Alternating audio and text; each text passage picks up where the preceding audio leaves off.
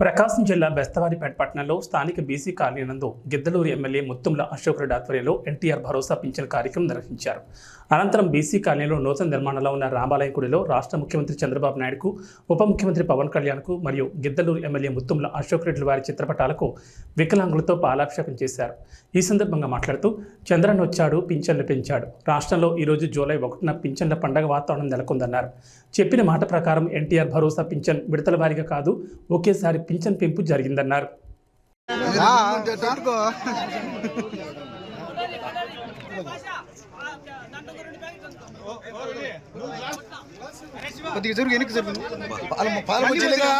జరుగుతుంది ఇంకా దూరంగా పోతాం. ఆగు నువ్వు ముందుకు పోనా నువ్వు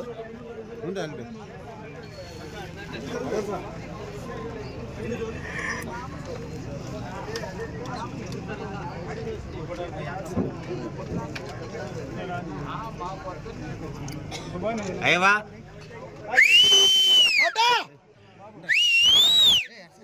అభిమానం మాది ఎవరు అట్టకూడదు. అభిమానం మా అభిమానం.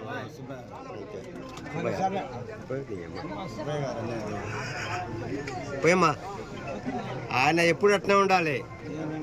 కొద్దిగా వెనక్కి జరుగు ఇటు చూడక్క, కొద్దిగా వెనక్కి జరుగు. ఎందుకు కదిలిస్తుంటావు ఊరికి? ఒక నిమిషం ఆగలేవు. ఫోటో దిగుతు, నీకు దింపుతాను ఉండు ఒక నిమిషం.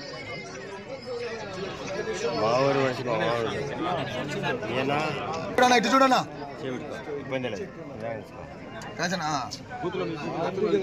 ఫోటో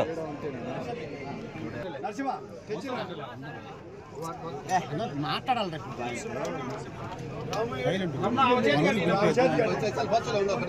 నరసింహ ఆమె చేతి కంటే పక్కకు వచ్చినప్పుడు ఫోటోలు కనపడతాయి. మీరు ఆమె చేతికి ముంచి అశోక్ రెడ్డి గారి నాయకత్వం.